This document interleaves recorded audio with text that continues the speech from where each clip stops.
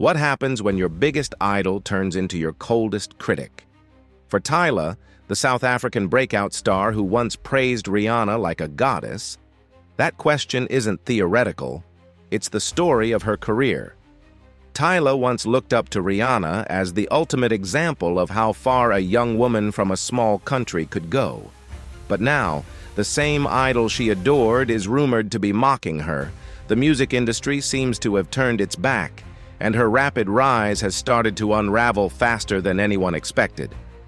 This is the story of admiration, silence, cultural missteps, and the brutal reality of fame when it moves too fast for its own good.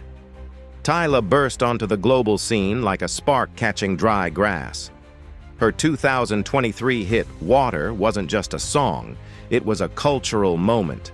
TikTok was flooded with dance videos, celebrities jumped on the trend, and suddenly everyone was asking, "Who is Tyla?" She was young, beautiful, and effortlessly cool, representing a fresh wave of African pop that felt both familiar and new. In interviews, she didn't hesitate to list her musical heroes: Aaliyah, Michael Jackson, Thames, and above all, Rihanna. She loved how Rihanna came from a small island and conquered the world, and she believed she could walk a similar path from South Africa to global superstardom. The comparisons came fast. Industry insiders, fans, and journalists began labeling her the next Rihanna. Their stories were eerily parallel, both from relatively small countries, both with a blend of beauty, talent, and a knack for catchy hooks. Tyla embraced the admiration, but made it clear that while she respected Rihanna, she wanted to carve out her own lane. Meanwhile, Rihanna remained completely silent. No acknowledgement, no cosign, no comment.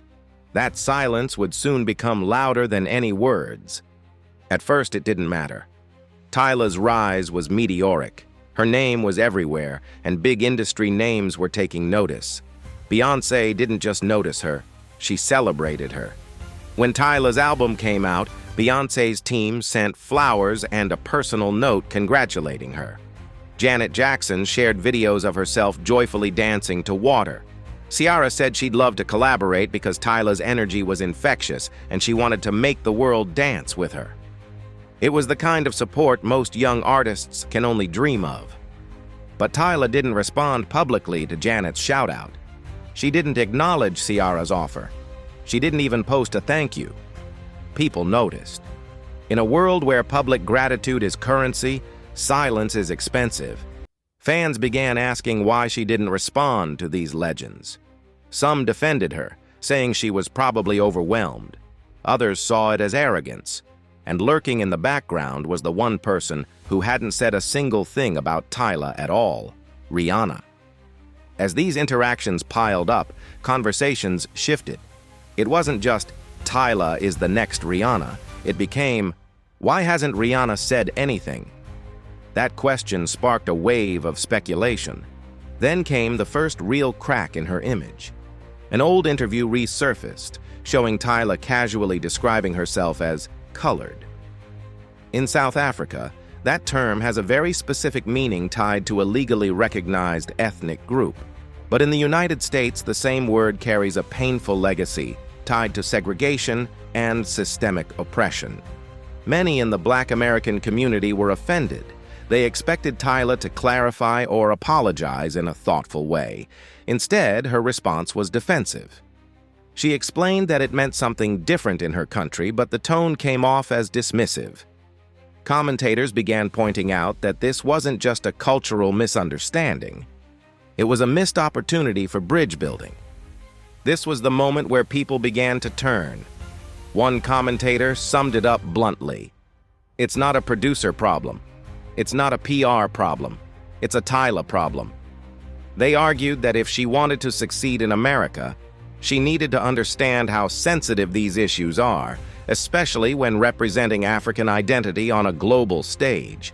She had walked into a loaded conversation and acted like it didn't exist. Her chance to redeem herself came soon after during an interview on The Breakfast Club with Charlemagne the God, a platform that has made and broken countless public figures. But instead of clearing the air, Tyla froze. When Charlemagne asked her about the identity debate, she looked back at her PR team.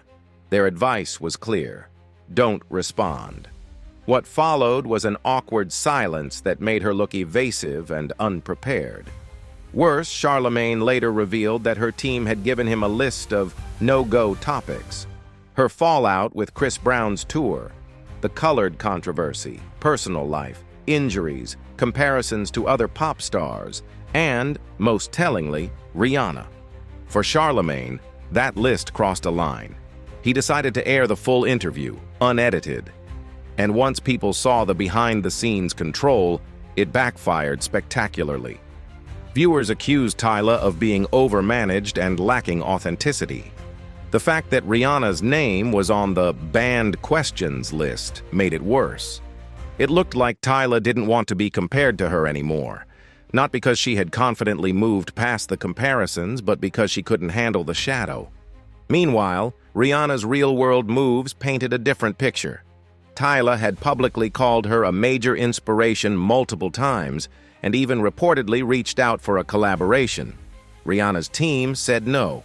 Around the same time, Rihanna was spotted cozying up to Era Star, the Nigerian rising star, at a Fenty event in London.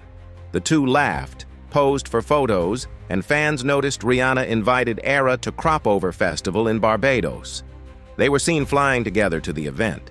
It was a subtle but powerful signal.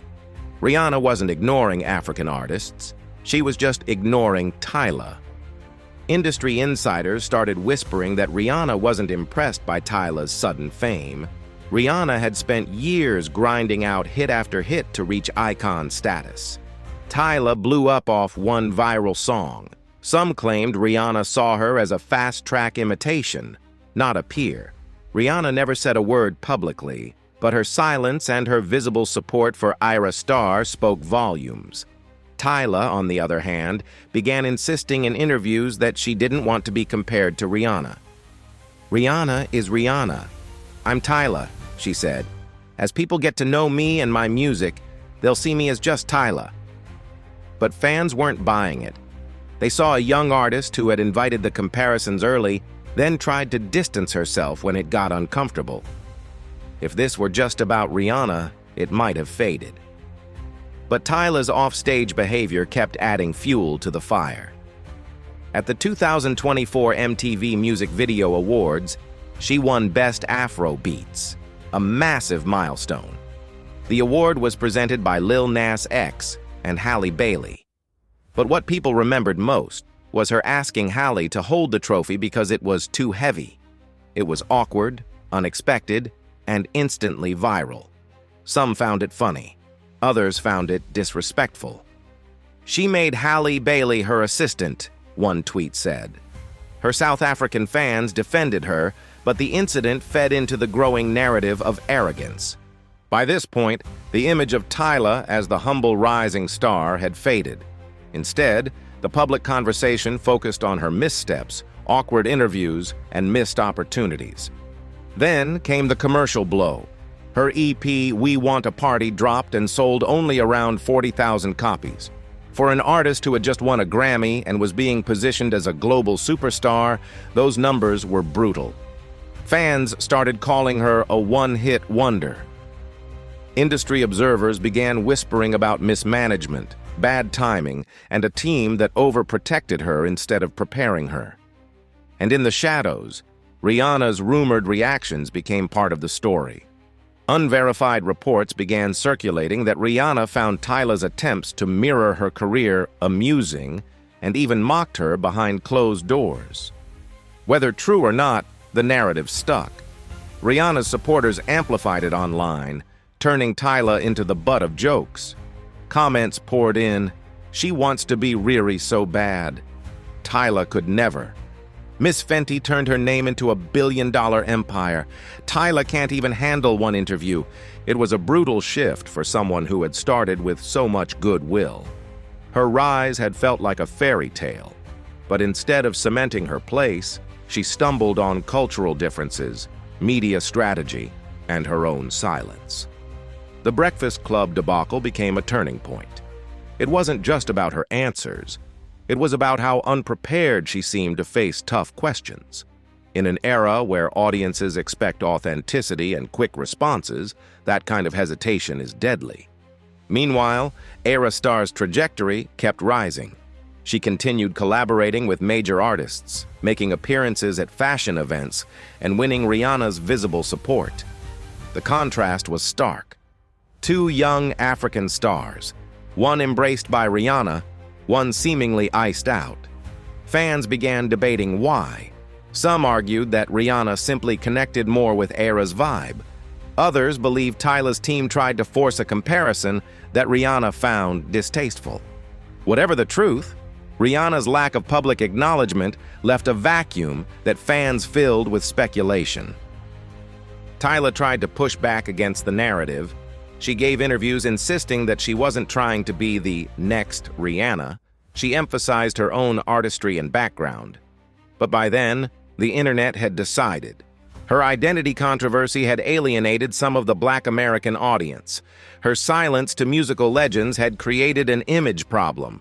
Her team's attempt to control the narrative had blown up in their faces, and the Rihanna comparison had become a running joke instead of a compliment. The downfall wasn't overnight, but it was fast. From viral sensation to being labeled a one-hit wonder in less than 2 years. The story isn't just about Rihanna's silence or the controversies. It's about how fragile fame can be when it's built on a single moment rather than a foundation. Tyla's story shows what happens when admiration collides with expectation, when silence is misread as arrogance, and when cultural nuance is lost in translation. And so, we circle back to that question. What happens when your biggest idol turns into your coldest critic? In Tyla's case, the answer seems to be, your career narrative changes whether you like it or not. Whether Rihanna actually mocked her or simply ignored her, the perception became reality. Tyla now stands at a crossroads. Can she rebuild her image, reclaim her narrative, and prove she's more than just a viral hit? Or will she remain a cautionary tale about fame that burned too fast? What do you think? Was Tyla unfairly judged in Rihanna's shadow, or did she help write her own downfall? Let us know in the comments.